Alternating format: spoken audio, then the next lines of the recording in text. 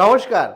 রাজ্যে অন্নপূর্ণা যোজনার নতুন ঘোষণা অনুযায়ী ৫ দফায় কিন্তু ইনকোয়ারি চলছে, ৫ দফায় চলছে ভেরিফিকেশান এবং আপনাদের দিতে হচ্ছে ৫টি ডকুমেন্ট এবং এই ৫টির মধ্যে একটিও যদি ভুল করেন তাহলে আপনার ইনকোয়ারি প্রসেস থেকে সরাসরি পার্মানেন্টলি রিজেক্ট হয়ে যাবে। কাজেই অফিসিয়াল যে ফর্ম রয়েছে এবং অফিসিয়াল যে ঘোষণা রয়েছে সেই নিয়ে প্র্যাকটিক্যালি আপনাদের দেখাবো যে স্বঘোষিত ফর্মে কি উল্লেখ করা হয়েছে এবং কোন ক্ষেত্রে এই ৫টা দফার মধ্যে একটি দফাও যদি আপনি ব্যর্থ হন তাহলে আপনার অ্যাপ্লিকেশন সম্পূর্ণভাবে রিজেক্ট হবে। তো সমস্তটা বিস্তারিত এই ভিডিওতেই আলোচনা করব যে ৫ দফায় ইনকোয়ারি বা যাচাই কিভাবে হবে, অন্নপূর্ণা যোজনার ক্ষেত্রে কোন ৫ দফার মধ্যে প্রত্যেকটিতে আপনার কোনটা প্রযোজ্য এবং ৫টি ডকুমেন্টে লাগবে এই ক্লিয়ারেন্স ডকুমেন্ট। এই ক্লিয়ারেন্স ডকুমেন্ট কি কোনগুলো ও একই সাথে এর মধ্যে একটি ভুল থাকলেও কিন্তু আপনার সরাসরি অন্নপূর্ণা যোজনার ইনকোয়ারি থেকে আর হবে না অ্যাপ্রুভ, হয়ে যাবে সরাসরি পার্মানেন্টলি রিজেক্ট। সমস্তটা বিস্তারিত জানাবো যাতে আপনি পুরো বিষয়টা জানতে পারেন এবং স্বঘোষিত ফর্ম অন্নপূর্ণা যোজনায় আপনাকে কিভাবে হেল্প করতে পারে। এ কাজেই আমি চাই আপনারা প্রত্যেকে এই অন্নপূর্ণা যোজনার রিজেকশন থেকে বাঁচুন এবং নিজে অন্নপূর্ণা যোজনার ইনকোয়ারি লেভেল থেকে অ্যাপ্রুভ করে নিজে মাসিক ৩,০০০ টাকা করে আপনার ব্যাংক অ্যাকাউন্টে পেয়ে যান। সেই কারণেই ভিডিওটি প্রথম থেকে শুরু করে শেষ পর্যন্ত ওয়াচ করুন। খুব গুরুত্বপূর্ণ আপনার এই মুহূর্তে আন্ডার ইনকোয়ারি কিংবা টাকা না পেয়ে থাকলে। আর ভিডিওটি ভালো লাগলে অতি অবশ্যই একটি লাইক প্রদান করুন। আমাদের পরিবারের সদস্য না হয়ে থাকলে এই যে কালো কালারের সাবস্ক্রাইব বাটনটি রয়েছে, সাবস্ক্রাইব বাটনটি ক্লিক করে পাশের বেল আইকনে ক্লিক করে অল নোটিফিকেশনে ক্লিক করে রাখো যাতে সমস্ত ইনফরমেশান সবার প্রথমে আপনারা সম্পূর্ণ বিনামূল্যে পেয়ে যেতে পারেন। আর সাবস্ক্রাইব করতে কিংবা বেল আইকনে ক্লিক করে অল নোটিফিকেশনে ক্লিক করতে কোনো রকম টাকা লাগে না, সম্পূর্ণ বিনামূল্যেই আপনারা সাবস্ক্রাইব করে নিতে পারেন। সেই কারণে অনুরোধ করব অবশ্যই সাবস্ক্রাইব করে পাশের বেল আইকনে ক্লিক করে দেবেন, সমস্ত ইনফরমেশান সঠিকভাবে আপনার কাছে যাতে আমি পৌঁছে দিতে পারি। প্রথমেই বলে রাখি যে ফর্মের লুকস ঠিক হবে এরকম। এই ফর্মটাই আপনার ইনকোয়ারি প্রসেসে আসবে এবং স্বঘোষিত ফর্ম, একটা আলাদা ফর্ম আসবে, একটা স্বঘোষিত ফর্ম আসবে। এখানে এই ৫টা ক্লিয়ারেন্স এখান থেকেই করতে হবে, এটাই হবে আসল ইনকোয়ারি প্রসেস। ঠিক আছে, এখানে লেখা রয়েছে যে আমি কুমারী বা শ্রীমতী, এখানে যে মহিলা আছে সেই মহিলার নাম হবে, মহিলার নাম ধরলাম আমি রানী, তো এখানে আপনি লিখে দিলাম রানী দাস। ঠিক আছে, রানী দাস এবং পিতা বা স্বামী যে গার্জিয়ান রয়েছে আধার বা প্যান কার্ড ভোটার কার্ড অনুযায়ী তার এখানে কিন্তু নাম হয়ে যাবে, আপনার বাবার নাম এখানে দিয়ে দেবেন। তারপরে গ্রামের নাম, ঠিক আছে, গ্রামের নাম, ঠিক আছে। আগে আমি সিম্পল দেখিয়ে দিই, ৫ দফায় যে যাচাইকরণ সেটা বলছি। তারপরে পোস্ট অফিস, এখানে পোস্ট অফিসের নাম। তারপরে যে আপনার থানা আছে, ঠিক আছে, লোকাল যে থানার অন্তর্ভুক্ত আপনার সেই থানার নাম। তারপরে আপনার যে পিনকোড আছে 700 যেটা রয়েছে সেটা দিয়ে দেবেন। তারপরে জেলার নদিয়ার একজন স্থায়ী বাসিন্দা, আপনার জেলার নাম থাকবে আমি অন্নপূর্ণা যোজনার জন্য আবেদন করেছিলাম কিন্তু এই আবেদনপত্র এখনও আন্ডার ইনকোয়ারি দেখাচ্ছে, মানে যাদের আন্ডার ইনকোয়ারি দেখাচ্ছে তাদের জন্য। এবং আমার পরিবারের সমস্ত তথ্য নিয়ে প্রদান করলাম। আমার স্বঘোষিত ও সমন্বিত আবেদনপত্রটি যথাযথভাবে তদন্ত করে উপযুক্ত ব্যবস্থা নেওয়ার জন্য অনুরোধ করছি। মানে আমি আবেদন করেছিলাম কিন্তু এখন আন্ডার ইনকোয়ারিতে রয়েছে, আমি আমার সমস্ত তথ্য নিজে স্বঘোষিতভাবে দিলাম। এখানে কি পঞ্চায়েতের নাম, আপনার এখানে পঞ্চায়েতের নাম দেখতে পাচ্ছেন, এখানে পঞ্চায়েতের নাম হবে। পরিবারের প্রধানের নাম, পরিবারের যে প্রধান রেখেছিলেন সেই পরিবারের প্রধানের নাম কিন্তু এখানে হবে, ঠিক আছে, প্রধানের নাম। তারপরে পত্রের সংখ্যা মানে অ্যাপ্লিকেশন আইডি যেটা আছে সেটা এখানে হবে। তারপরে পরিবারের প্রধানের পরিবারের যে প্রধান আছে প্রধানের আধার কার্ড এখানে হবে, আধার কার্ড। তারপরে আধার আপনি যে আবেদন করেছেন, যে মহিলা আবেদন করেছে সেই মহিলার আধারের নাম্বার এখানে হয়ে যাবে।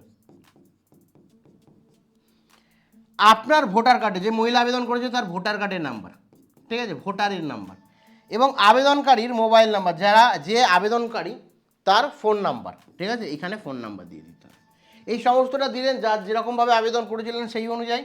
এবং তারপরেই চলে আসছে এখানে একটা বিষয়, যেটা হচ্ছে স্বঘোষিত। এটা এটা এটা আপনাকে ঠিকঠাক দিতে হবে যে আপনি কোনো স্থায়ী চাকরি যুক্ত নন বা আপনি কোনো সরকারি পেনশন পান না। যদি পান তাহলে আপনি পাবেন না, পরিষ্কারভাবে ফর্মে লেখা আছে, যদি স্থায়ী সরকারি চাকরিতে যুক্ত নন বা কোনো সরকারি পেনশন পাবেন না। দ্বিতীয় কি, আমি নিজে কোনো আয়কর দিই না, অর্থাৎ ইনকাম ট্যাক্স দিই না।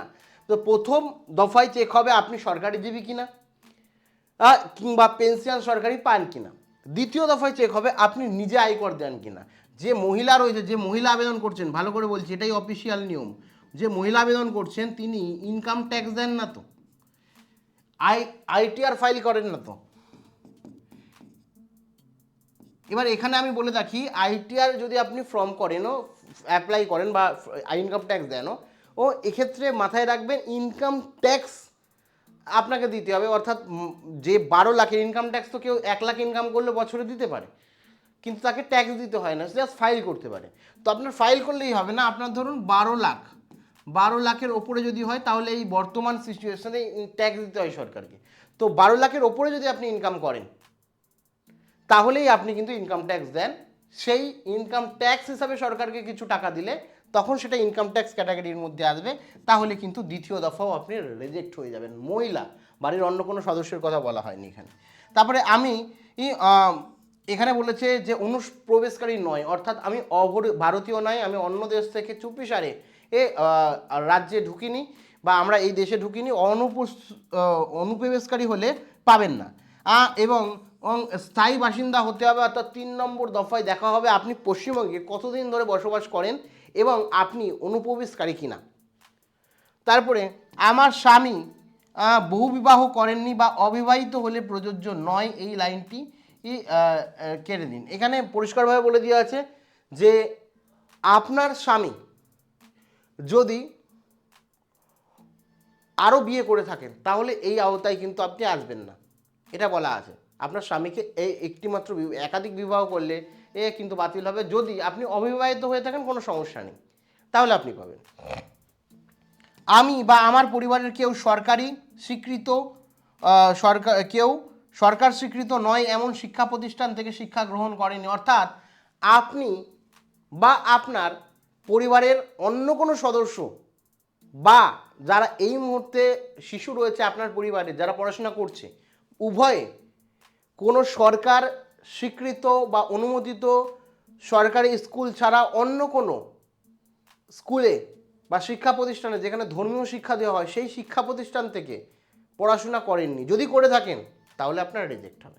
মানে শুধু এখানে বলছে না যে আপনার সন্তান, আপনিও যদি আগে কখনো ধর্মীয় কোনো শিক্ষা প্রতিষ্ঠান থেকে পড়ে থাকেন তাহলেও কিন্তু আপনার বাতিল হবে। আপনাকেও সরকার অনুমোদিত বা সরকারি শিক্ষা প্রতিষ্ঠানে পড়াশোনা করতে হবে।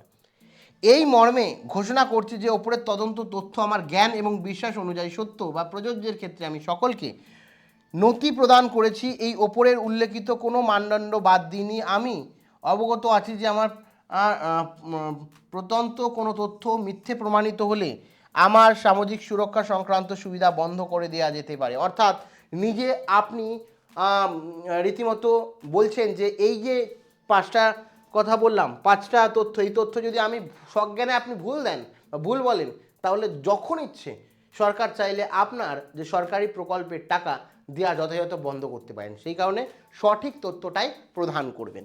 এবার বলে রাখি কী কী ডকুমেন্ট দিতে হবে। এই যে 5টা দফা সেটা তো করতেই হবে। আমি বললাম, প্রথম বললাম যে সরকারি চাকরিজীবী বা পেনশন আপনার দিলে হবে না, ইনকাম ট্যাক্স দিলে হবে না, আপনাকে অনুপ্রবেশকারী হলে পাবেন না, স্থায়ী বাসিন্দা হতে হবে, স্বামী বহুবিবাহ করেননি করলে সমস্যা হবে, এবং যদি আপনি অবিবাহিত হন কোনো সমস্যা নেই। আর আপনার পরিবার কেউ যদি এই সরকার স্বীকৃত নয় এমন কোনো শিক্ষা প্রতিষ্ঠানে শিক্ষা গ্রহণ করে থাকেন, সরকার স্বীকৃত নয় বা অনুমোদন নয়, তাহলেও আপনার কিন্তু বাতিল হবে। এবার এই অনুযায়ী আপনাকে জেরক্স কপি জমা দিতে হবে। প্রথম কি দিতে হবে? Epic and Aadhaar card of family.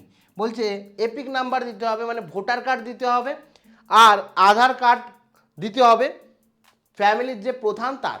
তো প্রথম ডকুমেন্ট এটা দিতে হবে। দ্বিতীয় document EPIC and recent voter list page is continuing the name of the Annapurna Yojana applicant VIS slip. তো এখানে পরিষ্কারভাবে বলে দেওয়া আছে যে রিসেন্টলি যে আপনারা ভোট দেওয়ার আগে যে SIR হয়েছিল, এখানে আপনার যে নাম উঠেছিল এবং আপনি ভোট দেওয়ার আগে যে বিএলআরও অফিস বা বিএলআরও আপনাকে একটা স্লিপ দিয়েছিল, সেই স্লিপের রিসিপ্টটা দিতে হবে, যেটাকে আমরা বলি VIS স্লিপ, ওটা দিতে হবে।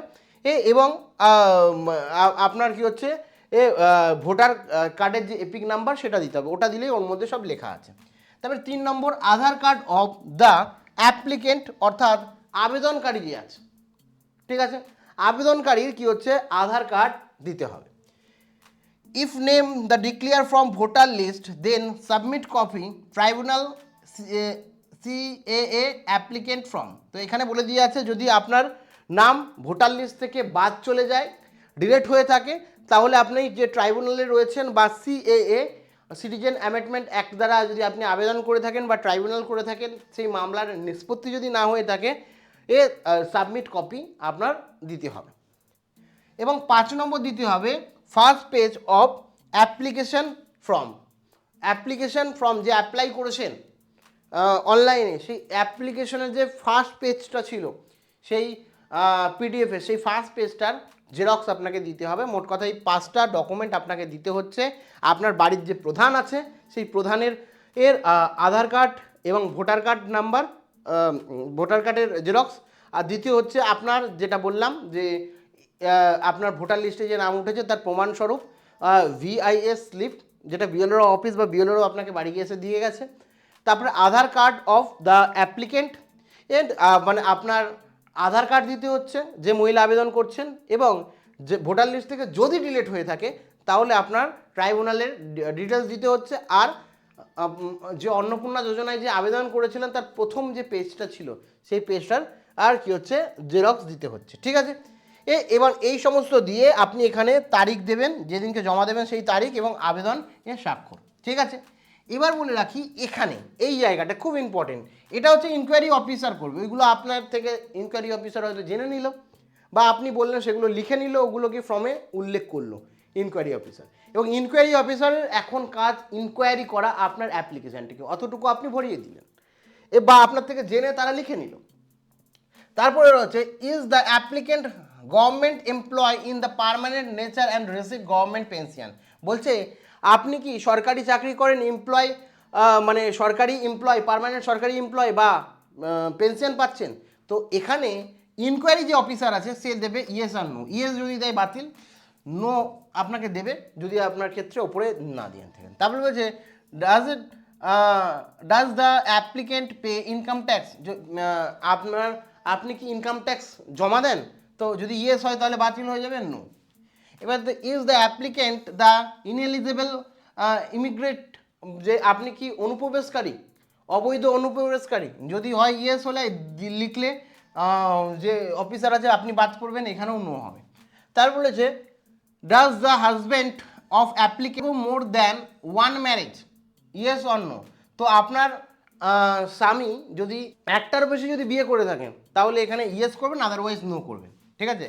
একাধিক বিবাহ হলেও কিন্তু বাতিল হবে। তারপরে 5 নম্বর বলেছে did the applicant take education from non government recognise approve education institute. বলছে এখানে যদি আপনি শিক্ষা নিয়ে থাকেন মানে সরকারি অনুমোদন নয় বা সরকারি আন্ডারটেকিং নয় এমন শিক্ষা প্রতিষ্ঠান থেকে, তাহলে ইয়েস করবেন, আর না হলে নো করবেন।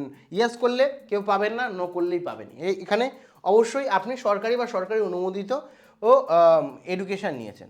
তারপরে এখানে টিক করতে হবে I have inquired the application and found that application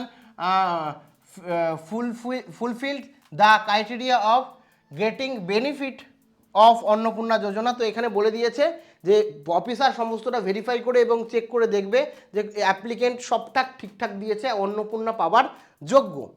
তারপরে বলেছে during the inquiry it was found that name of the application been delete from election roll, hence they are clear rejected. তো এখানে বলে দিয়েছে যদি আপনার নাম ভোটার লিস্ট থেকে ডিলিট হয়ে যায় তাহলে ক্লিয়ারভাবে রিজেক্টেড হবে। তো এটা অফিসার কি করবে, এটাই কোনো টিক দেবে না, ঠিক আছে, এটা ফাঁকাই রাখবে, নাহলে আপনি পাবেন না।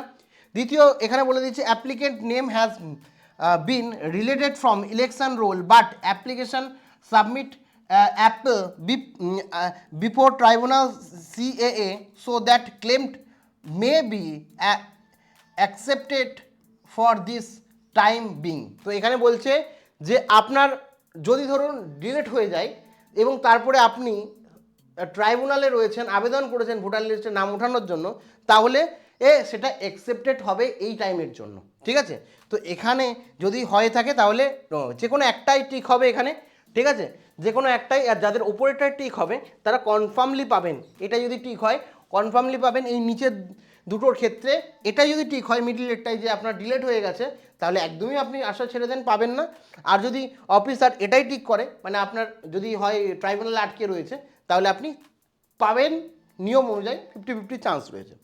তারপরে বলেছে সো ক্লেম রিকমেন্ডেড। তো এখানে খুব ইম্পর্টেন্ট, যারা ইনকোয়ারি অফিসার রয়েছে তারা কিন্তু সরাসরি ইনকোয়ারি অফিসার কি করবে, সরাসরি ইনকোয়ারি করে আপনাকে রিকমেন্ডেশন আর নন রিকমেন্ডেশনের দুটো অপশান দিয়েছে অফিসারদের কাছে।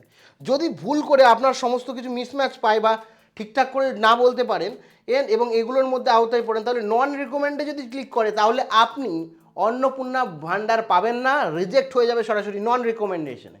আর যদি দেখা যায় যে সো ক্লেম ইজ রিকমেন্ডেড, তো এটাই যদি ক্লিক করে কংগ্রাচুলেশন, আপনি ফর্মটা আন্ডার ইনকোয়ারি থেকে অ্যাপ্রুভ হয়ে যাবে এখানে যদি অফিসার লিখে দেয় এবং তারপরে সিগনেচার এখানে করে দেবে, করলেই আপনি সরাসরি মাসিক 3,000 টাকা সরকারি অনুদান বা প্রকল্প থেকে পেয়ে যাবেন। তো এই হচ্ছে সম্পূর্ণ প্রসেস। এইভাবেই সমস্ত জায়গায় ইনকোয়ারি হবে, হয়তো আপনাকে ফর্ম দেবে না, বাড়ি এসে কালেক্ট করবে এবং সেটা গিয়ে ইনকোয়ারি অফিসারের কাছে আপনার তথ্য দেবে আশাকর্মী, এবং তারা এই ধরনের প্রসিডিওর মেনটেন করে আপনার ফর্মটি অ্যাপ্রুভ করবে। তো এই হচ্ছে সম্পূর্ণ প্রসিডিওর, এবং ফর্ম যদি দেয় সেটাও বাড়ি এসে দেবে বা আপনাকে বলবে যে অমুক জায়গা থেকে বা পঞ্চায়েত থেকে আপনি সংগ্রহ করে ডিটেলস লিখে জমা দিন।